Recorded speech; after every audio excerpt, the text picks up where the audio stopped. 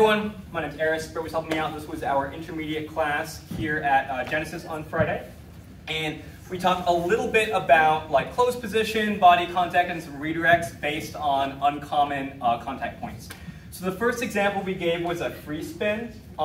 Rather than a basic free spin just from a handhold here, right to left, we had the leaders taking a grip on the follower's forearm. And some things we talked about were the fact that for followers, just the idea that it's kind of common sense, but like our grip feels different, our position feels different. We might not go for an anchor that's as heavy or connected as we normally would, just because this feels like it might slip. That's the first part. Second part is followers, if your leader presents this handhold to you, you expand your frame. This is coming from your back, not your arms. We are flaring our elbows out. And again, that's the leader asking, hey, I'd like a different connection point. The follower is saying, yes, that's cool. Here's the connection point for you. And again, followers, we're not like flexing and locking in our arms. That'll make it really hard for both of us. Now, some things we talked about, and I actually had the leaders kind of hold their own forearm to kind of show this. A lot of tendencies, either the thumb around, which doesn't feel good, grabbing the wrist itself, which doesn't feel good, or squeezing with the fingertips, which also doesn't feel good. So whenever we get this kind of connection point here, the thumb's on top. It can be connected to the other fingers or not, but it's not wrapped around underneath. And my fingers are very relaxed. The contact point is actually right up here under my knuckles. This is way more solid and secure, all right? The tendency, the habit is going to be to grab and squeeze, but this actually gives us a way more solid connection. Even if my follower did want something like more connected in the anchor, this is less likely to slip. And again, not the wrist, middle of the forearm. So from there, we talked about probably the most common redirect that I see from this position coming off a tuck, where we've got 1, 2, 3, and 4, and 5, all right? So we went through this in stages. The first thing that we did was show a basic tuck and say, okay, like whatever energy you would normally lead all the way around, however light or heavy that may be, for this particular follow, we're going to use less. So what we don't want to happen is for the follower to think it's a full tuck and for us to try to grab and pull them in the opposite direction. We don't want that. So leaders, we need to make this choice early. If I'm going to go for this move, I'm going to, as I start, bring up the hand for compression. Before we get a redirect, my follower knows we're doing something different here. Now as I lead, I'm leading with less energy than you normally would, and at the same time I'm getting this connection point. All right? Now followers, if I'm following this, because your leader's showing you this, again, you're expanding your frame to receive it, because they're leading out with less energy, you're not trying to actually turn. So I am going to be moving to my outside foot, but I'm not going to fully commit to it. A lot of followers were trying to put all their weight on their right foot. No, we're going to start shifting, but we're going to let our leaders redirect us, and we're going to expect that they will, because they've given us every signal that this is what they're going to do now.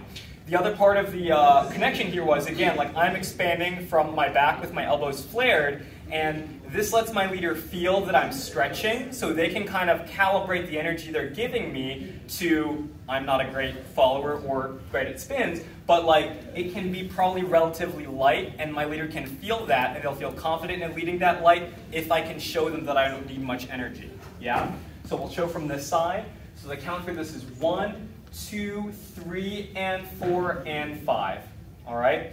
Now, for the leaders, the other thing that helped us power this, a lot of leaders have a tendency to grab and push or throw away. And I kind of talked about how the family of patterns known as throws, a lot of leaders lead this like you're trying to like throw the arm like a ball or something. And it's really not that at all. Like we're taking the momentum, we're placing the hand gently in a location, and that helps us use, again, maybe get another connection point, something like that. This is very similar. I don't need to throw the hand this way or that way. All I need to do is for my follower to spin in place. That's it, okay? Now, to prep that for leaders, I'm shifting to my right foot. 1, 2, 3, and I'm already, as I've led that hand away, I'm starting to shift my weight to my right foot, and that's what's going to give me this spin, okay? So, the first variation that we learned didn't involve any contact on the chest. It was 1, 2, 3, and 4, and we did a tap step for leaders, and then we triple step together, backing away to get this connection, all right? Second version, and this was one reason that it was smart for leaders not to spin themselves, I'm watching what my follower does. If Britt wants contact, she's going to come around forward, leaning forward on one foot, could be split, could be both feet, and she's extending the hand forward.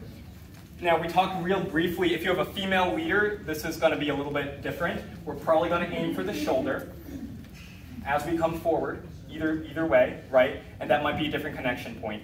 Leaders, the other part was similar to followers. I'm expanding what I wanted to make contact with. When I know Britt wants this contact point, I'm not shrinking away from it. I'm leaning forward slightly, like compression on a shoulder post. I'm expanding my chest. I'm not squeezing my shoulders back. This looks weird and feels weird. I'm literally thinking of taking my sternum and pushing it forward over the front of my front foot. And like I said, left foot was probably better on this for leaders. For followers, probably right foot or a split. So here's the whole thing with the stop. 1, 2, 3, and 4, and stop. We're right here. From there, we just did a basic entry into closed position. Again, from here, we can just take a step back to a basic anchor, but we talked about getting into closed, shifting to our right foot for a tap step, then just doing a basic left side pass to leaders using only the right side to lead out. Now, entering closed position, just real quick to finish off. And once we've got this stop, I'm going to show visually that I'd like to get closed position here. Now, just because I take a big step doesn't mean I'm going to reach around further. I'm still just going for a hand on the back of the shoulder. And followers, you can kind of visually figure out what's going on here. As your leader goes for closed position and shifts, so can you. All right? And again, from this side, tap, step, triple step. The lead out here is all from my right side. As I shift my body left, my right hand is what's powering all this energy. And my follower doesn't really need this hand until 4. And that was the class. You guys did great. Thank you so much.